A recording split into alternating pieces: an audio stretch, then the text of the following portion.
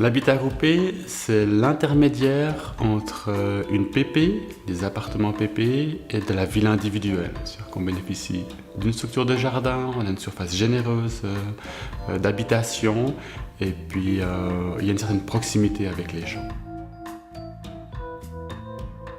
Ici, à La Sarraz, il y a 39 habitations sur 17 000 m². La plupart sont des villas en terrasse et des appartements, avec seulement 8 maisons individuelles. Ces habitations sont toutes modulables, profitent de grandes ouvertures et de petits jardins. Mais un habitat groupé, c'est également une autre manière de vivre avec ses voisins, un mélange d'intimité et d'ouverture.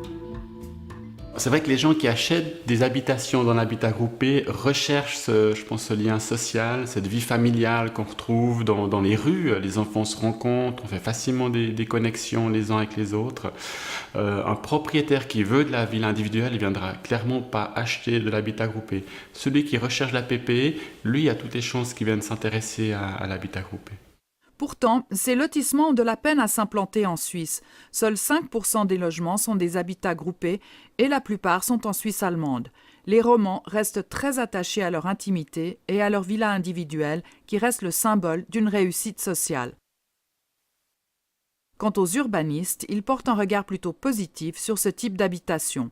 Ça permet une occupation du sol compacte et donc ça permet d'éviter la fameuse dispersion des habitats dans le territoire. Ça lutte contre le mitage du territoire. Ça permet aussi, vu la taille des quartiers, de créer des lieux communs pour tous les habitants. Autre avantage, le prix. La construction est plus rationnelle, donc nettement moins chère. Au niveau du coût de construction, on est environ 20% moins cher qu'une villa unique. Et puis là, le prix de revient du mètre carré, on est entre 4 500 francs à 5 000 francs le mètre carré, y compris la parterre. Moins cher, mais aussi un autre style de vie qui peut être contraignant pour certains.